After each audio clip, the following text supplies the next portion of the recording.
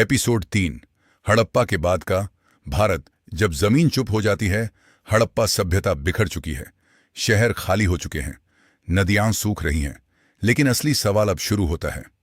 1900 BCE के बाद भारत के इतिहास में एक ऐसा दौर आता है जहां अचानक पत्थर बोलना बंद कर देते हैं। न बड़े शहर, न शिलालेख, न कोई राजा झा। इतिहास में इसे अक्सर संक्रमण काल कहा जाता है। लेकिन सच क्या है? क्या सच में यहां शून्य था, या हम सबूतों की जगह कहानियों से इसे भरते गए? डिस्क्लेमर: यह कार्यक्रम पुरातात्विक और अकादमिक शोध पर आधारित है। इसका उद्देश्य तथ्य प्रस्तुत करना है, किसी धर्म या समुदाय पर टिप्पणी करना नहीं। 1900 BCE के बाद क्या बदलता है? हड़प्पा के बड़े शहर धीरे धीरे छोटे गांवों में बदलते हैं। शहरी योजना गायब, पक्की नालियां कम, मानकीकृत ईंटें खत्म, बड़े व्यापार नेटवर्क टूटते हैं। ये एक अर्बन कोलैप्स है। लेकिन सभ्यता का अंत नहीं, लोग बचे रहते हैं, बस जीवन शैली बदल जाती है। सबूत क्यों कम हो जाते हैं? यहां सबसे बड़ा भ्रम पैदा होता है। लोग पूछते हैं, अगर सभ्यता खत्म नहीं हुई तो सबूत कहां है? जवाब सीधा है, जब समाज ग्रामीण हो जाता है तो वह पत्थरों पर नहीं लिखता। न छोटे गांवों में राजकीय शिलालेख बनते हैं, न विशाल भवन। इसलिए यह द्वार पुरातत्व की नजर से कम दृश्य हो जाता है। इसी खालीपन में प्रवेश करती है परंपरा। जब जमीन कम बोलती है तो ग्रंथ बोलने लगते हैं। इस दौर के लिए हमारे पास मुख्यतः मौखिक परंपराएं हैं। वेद, जिन्हें बाद में लिखा गया, लेकिन लंबे समय तक मौखिक रूप से सुरक्षित रखा गया। अब सवाल यह नहीं कि वेद हैं या नहीं, सवाल यह है, क्या उन्हें सीधे ऐतिहासिक दस्तावेज माना जा सकता है? इतिहास बनाम परंपरा। इतिहास क्या मांगता है? तिथि, भौतिक प्रमाण, बहुस्रोत, पुष्टि। परंपरा क्या देती है? स्मृति कथा, दार्शनिक विचार। दोनों की भूमिका अलग है। लेकिन जब परंपरा को इतिहास घोषित कर दिया जाता है तो भ्रम शुरू होता है। क्या सच में वैदिक समाज अचानक उभरा? यहां हमें बेहद सावधानी से चलना होगा, क्योंकि यहीं से इतिहास सबसे ज्यादा राजनीतिक बन जाता है। 1900 BCE के बाद उत्तर पश्चिम भारत में भाषा, संस्कृति और जीवन शैली में धीरे धीरे परिवर्तन दिखाई देता है। कुछ इतिहासकारों का मानना है कि इस दौर में उत्तर पश्चिम दिशा से नए मानव समूह भारतीय उपमहाद्वीप में आए। लेकिन आना और आक्रमण करना दो बिल्कुल अलग बातें हैं। क्या कहते हैं सबूत? अगर कोई विशाल सैन्य आक्रमण हुआ होता तो हमें मिलना चाहिए था। जले हुए शहरों की मोटी परतें, एक ही समय में बड़ी संख्या में मृत शरीर, युद्ध हथियारों का अचानक बढ़ना, सांस्कृतिक परंपराओं का अचानक समाप्त होना। लेकिन खुदाई हमें क्या दिखाती है? हमें दिखता है धीरे धीरे बदलता हुआ समाज। मिट्टी के बर्तनों की शैली बदलती है, दफनाने की परंपराओं में विविधता आती है, पशुपालन का अनुपात बढ़ता है, ग्रामीण बसावट बढ़ती है।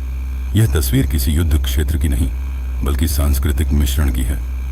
आनुवंशिक और मानव विज्ञान दृष्टि आधुनिक DNA अध्ययनों से संकेत मिलता है कि भारत की जनसंख्या हजारों वर्षों में कई परतों में बनी है।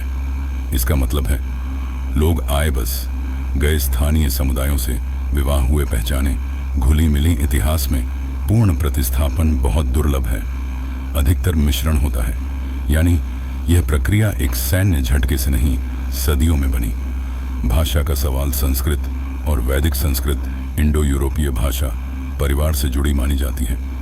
कुछ विद्वान मानते हैं कि भाषा के प्रसार के पीछे मानव समूहों की आवाजाही थी। लेकिन ध्यान रहे, भाषा का फैलना हमेशा तलवार से नहीं होता। व्यापार से होता है, विवाह से होता है, सांस्कृतिक प्रतिष्ठा से होता है। दुनिया में कई उदाहरण हैं जहां भाषा बदली लेकिन जनसंख्या वही रही। आक्रमण शब्द क्यों लोकप्रिय हुआ? 19वीं सदी के यूरोपीय विद्वानों ने जब भारत के इतिहास को समझने की कोशिश की तो उन्होंने एक सरल मॉडल बनाया। पहले एक सभ्यता, फिर बाहरी आक्रमण, फिर नई सभ्यता।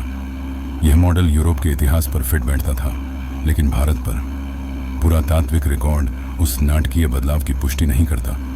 कोई निर्णायक युद्ध नहीं, कोई एक तिथि नहीं, कोई एक नायक या खलनायक नहीं। सांस्कृतिक परतें अचानक नहीं बनती। इतिहास में बदलाव अक्सर ऐसे होते हैं। नई परंपराएं जुड़ती हैं, पुरानी परंपराएं बनी रहती हैं। कुछ तत्व मिलकर नई पहचान बनाते हैं। भारत का समाज इसी जटिल परतों से बना है। यह एक ने दूसरे को मिटा दिया कि कहानी नहीं है, यह एक ने दूसरे को प्रभावित किया कि कहानी है। आज तक कोई ठोस पुरातात्विक प्रमाण ऐसा नहीं मिला जो यह साबित करे कि हड़प्पा सभ्यता किसी एक बड़े सैन्य आक्रमण में नष्ट हुई। जो दिखता है वह है पर्यावरणीय दबाव, आंतरिक आर्थिक परिवर्तन, बाहरी समूहों का धीरे धीरे आगमन, सांस्कृतिक मिश्रण। इतिहास में सबसे खतरनाक चीज सरल जवाब होते हैं, और यहाँ सरल जवाब तथ्यों से मेल नहीं खाते।